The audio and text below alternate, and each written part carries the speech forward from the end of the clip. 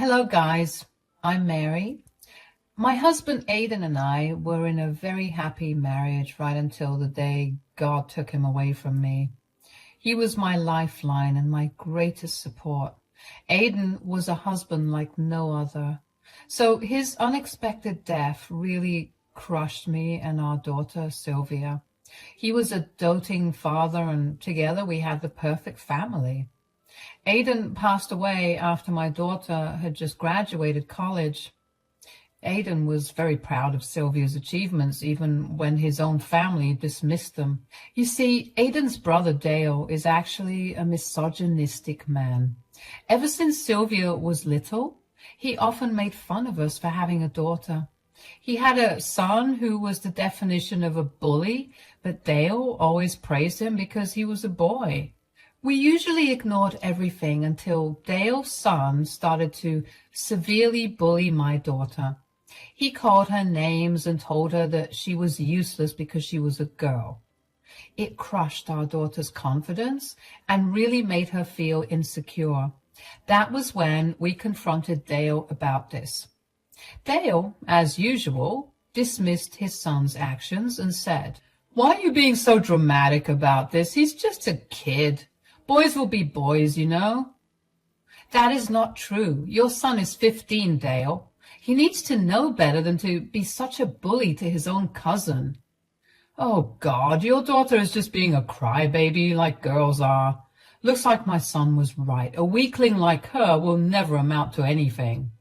"Don't you dare talk about my daughter like that. My daughter is way better than your son, who is nothing but a bully." "I see where this anger's coming from, Aidan. You are just mad that I have a son while you don't.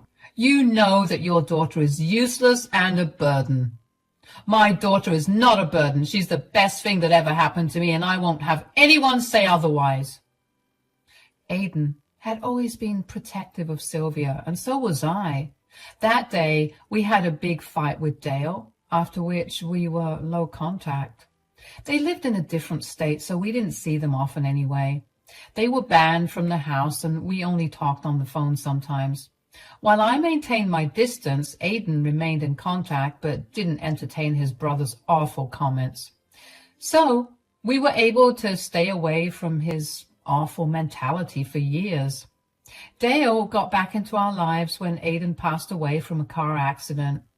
It happened out of the blue, and it destroyed us completely. Sylvia and I had a hard time accepting what happened and moving on from it. Dale was also crushed, and we came together as a family to grieve Aidan. I won't lie, but he was genuinely crushed after his brother's death. He loved his brother after all. Anyway, Aidan's death brought us back in contact, and Dale used to check up on me and Sylvia from time to time. So my daughter and I gave him a chance to see if we could repair our relationship. Things were actually going really well until one day he came to visit me and Sylvia. It was Aidan's birthday and the first one after he was gone. So we allowed Dale to come to stay with us just so we could remember the good memories we had with my husband. Sylvia was also staying with me because she wanted to be closer to me after Aidan passed away. When Dale and I had this conversation, Sylvia was out to get groceries. Dale and I were talking about finances. Since I was a stay-at-home wife, Dale had been concerned about how I would handle everything. Surprisingly, he brought up the fact that my husband had a life insurance policy that paid me a lot of money after he passed. Dale brought up that topic and said, "So Aidan left you a hefty life insurance policy. I think it paid off pretty well." Yes, he was always worried about what would happen after he died, so he had planned well. "Yeah, Aidan had always been good with money, so what are you going to do with the life insurance money now?" "I'm actually thinking about giving Sylvia a part of the life insurance money." "What? Why would you do that?" "Well, Sylvia has been wanting to pursue a master's degree for a while now. She doesn't have enough money for that, and student loans will cripple her. She was lucky to have a college fund from my late parents, but She had to take out loans if she wanted to pursue her master's, so I've been thinking about helping her. Are you sure about that? I think you should think about this a little more. To me, it doesn't sound like a wise decision. Why would you say that? Dale, you too invested in your son's education since he didn't have a college fund. Yeah, but my son is a man. Why bother wasting your money on a girl child? She will amount to nothing anyway. This was something that I hadn't expected Dale to say at all. I had no idea why he thought I would be wasting money on Sylvia by investing in her education. Yes, my daughter could take out loans, but I didn't want that for her. I would have plenty of money left over even if I paid her tuition. So I don't know why Dale was so against it. What really caught my attention was how Dale hinted that his disapproval of my decision lies in the fact that I was investing in a girl's education and not a boy's.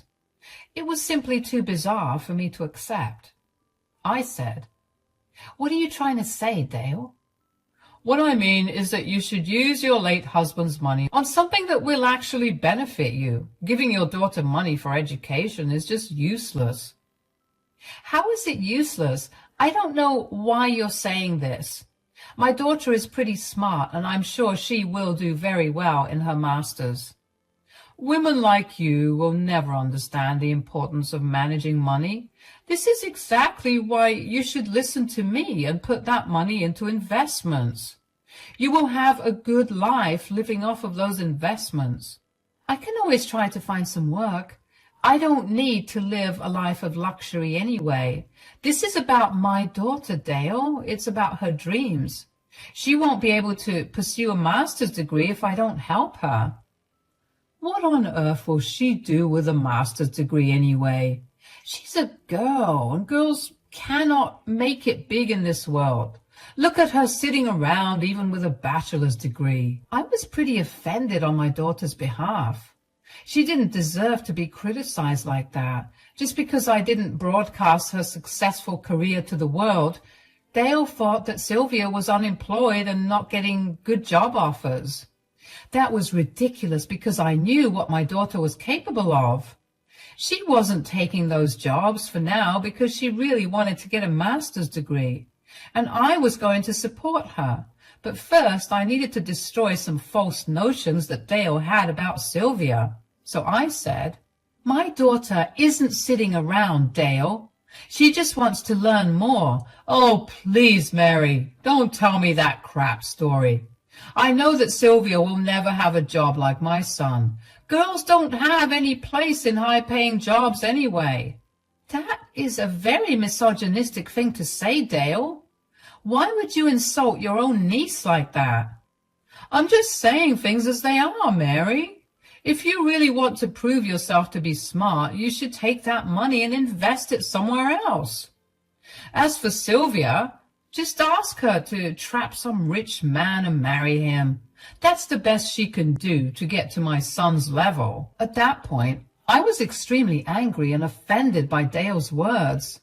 I wanted to defend my daughter and my gender, but didn't do that. I knew that Dale wasn't someone who would listen to me explain things to him rationally. He was truly a very small-minded man who thought women were only good for getting married and having kids. The comments he made about my daughter were just vile. It brought back a lot of negative emotions in me. I suddenly remembered why Aiden didn't want his own brother around. Dale kept on talking trash about me and my daughter. His general hatred for women was just astounding to me. I only tolerated his stupid speech because he was a guest at my husband's funeral. Plus, I knew that words wouldn't help my case, so I chose to wait for the future to show him how wrong he was about everything. I didn't bother wasting my energy on him. Instead, I held my tongue till he left the next day. Even after he was gone, he didn't forget to remind me that maybe I should make some good use of my money instead of wasting it on stupid women's impossible dreams. Yeah, those were his exact words. I didn't listen to my brother-in-law at all. Maybe some of you will think I shouldn't have spent so much money on a grown woman. But here is the thing, guys. I had always been a housewife and never had any financial independence.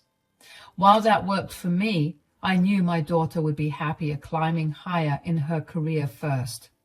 She was also a brilliant student, so I thought she deserved this opportunity.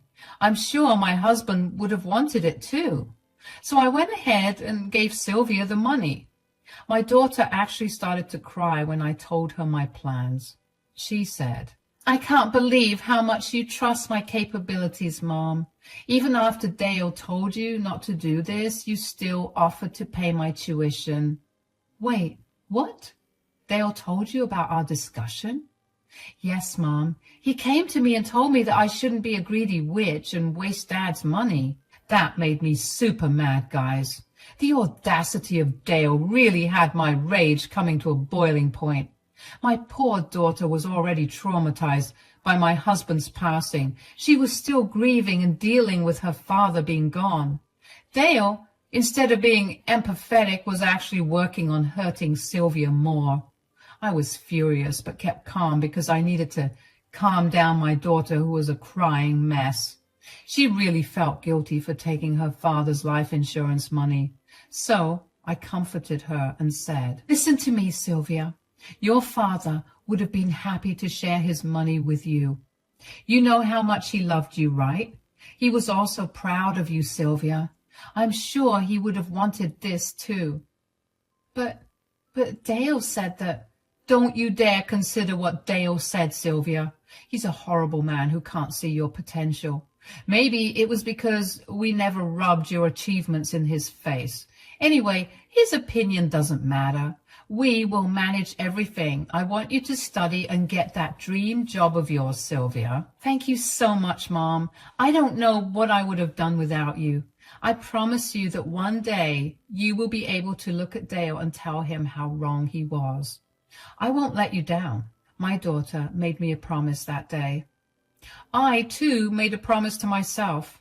I promised that when my daughter makes it big, I won't be humble about it. I am going to rub it in Dale's face so that he can see how much he has messed up. But it was going to be a long time before that day came. Sylvia actually moved in with me to cut down on her expenses. Both of us had to get jobs to run the household. I hadn't worked a single day in my life after getting married, so it was a little difficult to get back into the workforce. But I managed to find a job and support myself. Yes, it didn't pay much, but I didn't live like a queen anyway. The house was paid off, and I had money saved for medical emergencies and such. Sylvia also worked after university and contributed to the household. Together, we had a pretty decent life. When Dale called and found out about this arrangement, he laughed and said, "You two are living proof that women are stupid. I told you to invest that money so that you can have a comfortable life." I have a pretty comfortable life, Dale. I don't think you understand that. I have no complaints about how I am right now. Oh, please, Mary. You're fooling no one like that. You had to take a minimum wage job even when you never worked a day in your life after marriage. Meanwhile, I have actually left my job because my son is giving me an allowance. I am truly blessed to have a son like him. Well, I'm pretty blessed to have a daughter like Sylvia, Dale. Good for you that your son is taking care of you. I'm happy in my life and you are happy in yours. You won't be happy for long, Mary. It looks like you'll have to work till you die. I pity you. Anyway, all the best, Mary. Let's hope you and your stupid daughter don't end up on the streets after these horrible decisions you've taken. I didn't bother to continue that conversation after hearing those comments. What was the point in arguing with him? I was happy that his son was taking care of him and giving him an allowance. He was happy with his life and I was happy with mine. But even when I was happy for him, he couldn't be happy for me. It really told me just what kind of a relationship we had. He had called to boast about his son giving him an allowance. He didn't call out of genuine care for me or my daughter. So next time, onwards, I kept my head low and didn't give out too much information when he called. 2 years had passed since I offered to pay for my daughter's education. She graduated from university with a master's degree, just like she had planned. She worked so hard and completed so many good internships that she was offered a very high-paying role right after she graduated. She took the position because it was just one step closer to her goal. Sylvia was absolutely overjoyed. I attended her graduation with my sister and cried when she was handed her degree. Seeing her succeed in life really made everything worth it. Mom, guess what I found out today? What is it, Sylvia? Uncle Dale's son works at my office here. Oh my God, really? How did you know? He doesn't work directly under me because I'm several levels above him, but you can say that I am actually his boss. I saw his name pop up on the list of people I needed to talk to, and that's when I recognized him. Wow.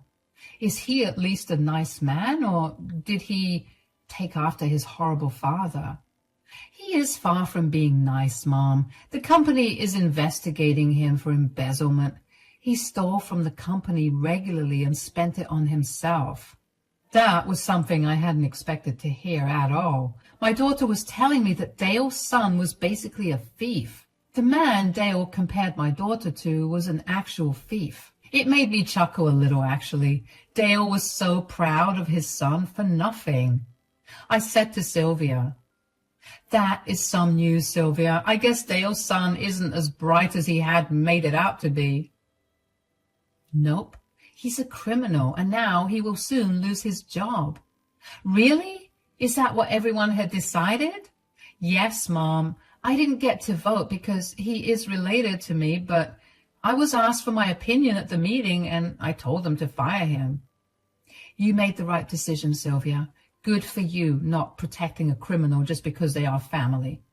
Watch out, though, Mom. I have a feeling Dale will be having a word with you soon." "You think he may want me to ask you to give his son the job back?" "Yep. He will try that for sure. Dale's son tried to get me on his side and was surprised when I recommended that he get fired. He tried to approach me later to talk, but I walked away as soon as possible. I was really surprised to hear that my nephew had been doing something illegal. I mean, I knew that his father was a problematic person, but I didn't think Dale's son would also turn out to be a thief. Looks like Dale's son was able to maintain his family and support his father only because he was stealing from the company. Who knows why he did it, though? There may be a number of different reasons. All I could do at that time was speculate. But, like my daughter, I too had a feeling Dale would show up to my house or give me a call for this. And I would be prepared to give him a piece of my mind. Dale didn't show up to my place right away. Instead, he called me first and tried to start with some small talk. I played along because I didn't want to show him my cards yet. As the small talk progressed, Dale started to stutter a bit and said, I don't know if you've heard, but your daughter is working in my son's company." "I'm pretty sure it's not your son's company. He's just an employee there, and my daughter is his boss there." "Yes, well, she made it quite big, right?" "Get to the point, Dale. I know you haven't called me to hear about my daughter. Just tell me what you want." Dale went silent, probably because he was taken aback by my directness. His poor show of wonder or astonishment did nothing to put me in a good mood. Instead, I was reminded of the time he had called my daughter useless, among other things. So my temper was starting to rise, and I didn't have time for his nonsense. When I told him to be direct, he awkwardly said, "Well, I don't know if you're aware that my son has run into some trouble at work." "I have heard of it, but I don't see what I can do about it." "The thing is, your daughter is his boss and actually has a good relationship with all the seniors there. So I was hoping she could help him out a little." "How do you think my daughter can help, Dale? She can't help out your son just because he's family. That would be very unprofessional. Plus, she didn't get to make the decision anyway. You don't understand, Mary. My son has told me that your daughter has a very good relationship with everyone in the company. She is very well respected for her work. If she puts in a request with her superiors, they might consider giving my son a second chance. Only Sylvia has the power to save him, Mary. At that comment, I burst out laughing. My anger had gone down immediately, and I just couldn't hold my laughter. It was funny to hear Dale sound so desperate for my daughter's help. Mind you, guys, this is the same girl who he dismissed as being stupid and useless. Now he was saying that Sylvia was the only one who could help Dale's son. It was funny how fate played him. I said, "That's weird coming from you. I still remember how you said that she would not amount to anything." "Oh, that. It was such a long time ago, Mary. Let's not talk about that. Clearly I was wrong." "I don't think I can forget about that, Dale. You said some pretty big words and even filled my daughter's head with some nasty thoughts about wasting her father's money." "I made a mistake, Mary. I didn't know your daughter was so capable. I wouldn't have said those things if I had known." "That doesn't change anything, Dale. You can't change the fact that you humiliated my daughter and demeaned her. She never deserved that. However, your son deserves to be fired because he did something terrible." Dale changed his tune and sounded a little desperate now. He knew that he couldn't defend his son. There was plenty of proof that he stole money from the company he worked at. So my brother-in-law couldn't make excuses for him either. But he did try to change my mind by playing the family card. He said, "I know my son messed up, and so did I, Mary, but please, just give us a chance. He needs this job, and only Sylvia can help. He is positive that his cousin can help. He even tried to talk to her, but Sylvia walked away and avoided him." "Can you please talk to her, Mary?" "I don't think so, Dale. I wholeheartedly support my daughter in what she did. She has no obligation to help a criminal like your son. My daughter is actually a professional and won't jeopardize her reputation by speaking in favor of someone like your son." "This is a horrible thing to say, Mary. We are family, and your daughter is being a little witch to her cousin. You need to set her straight and teach her some family values. She should always help out her family." "Stop right there, Dale. You have no shame in insulting my daughter again. I don't care what you think, but you are not family. Someone like you will never be called our family again. I won't tell my daughter to help you and your son because none of you deserve it." I said that and hung up on Dale before he could sprout some more nonsense about family values and such. His entitled attitude made me angry again. Despite everything that happened, he still tried to criticize my daughter. He had absolutely no shame and deserved whatever was coming to him and his family. Dale's son also bullied my daughter a lot when they were younger, and that's why we stopped contact with them anyway. So I can't say Dale's son is a good man either. Besides, justice must be served, and the boy absolutely needed to be fired. Dale kept trying to reach me over the phone and even texted me from time to time. He was trying to make me feel guilty for not helping his son. He also said some crap about how family helps family and other things. It was infuriating and entertaining at the same time. Who would have known that Dale would be desperate for me and my daughter's help? I did know that my daughter would become successful and show Dale that women can excel in their careers as well. But karma came back very hard for my brother-in-law. He was in big trouble and actually ended up flying to my city to see me. A week after our phone call, Dale showed up on my doorstep looking haggard and weary. I let him in because I wasn't going to shut the door in his face. I'm not that kind of person, so I let him come inside my home. He looked really nervous and kept fidgeting. When I asked him what the matter was, he said, "You know what the matter is, Mary. My son is about to be fired. Things are really tense at home. Ah, yes, I remember that, Dale. Your son really shouldn't have stolen from the company. What can I say, Mary? He knows he messed up. He's really sorry about it. I guess being sorry won't help him now. No, being sorry won't help. He tried his best to make his bosses understand, but they're not listening to him. Sylvia is our only hope. Please tell your daughter to give my son his job back.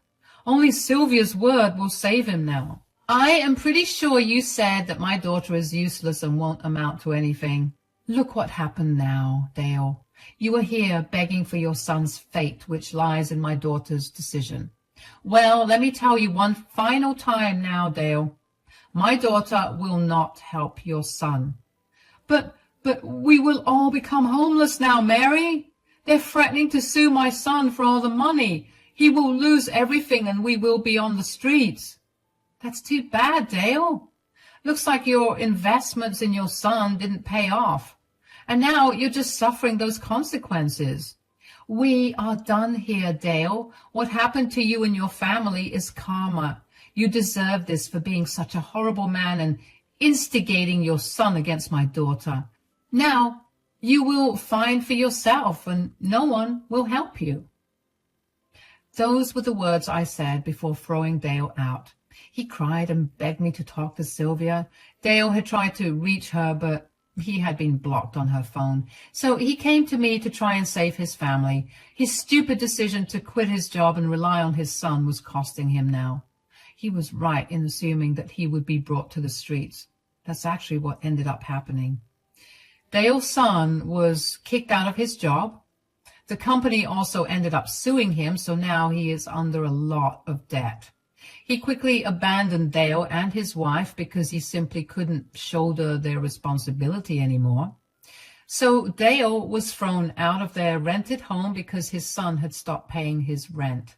Dale actually didn't have much money for housing because he helped his son buy a house. Well, it looks like that was a waste because his son is selling the house to pay off his debts. So Dale is now left with no money, and his investment in his son ended up flopping big time. I am actually living a much better life than before. My daughter had returned all the money I had spent on her education so far. Sylvia and her husband are also trying to make me quit my job. They started a retirement fund for me and said that I needed to sit back and relax once the fund was full. I am truly blessed to have such a daughter in my life. I'm sure my husband is proud of Sylvia and happy that I helped our daughter even when everyone around me was discouraging me. I didn't listen to them because I had faith in my daughter and wanted to support her as long as I could. Today, I am proud to say that my daughter has shown my stupid brother-in-law how wrong he had been about her.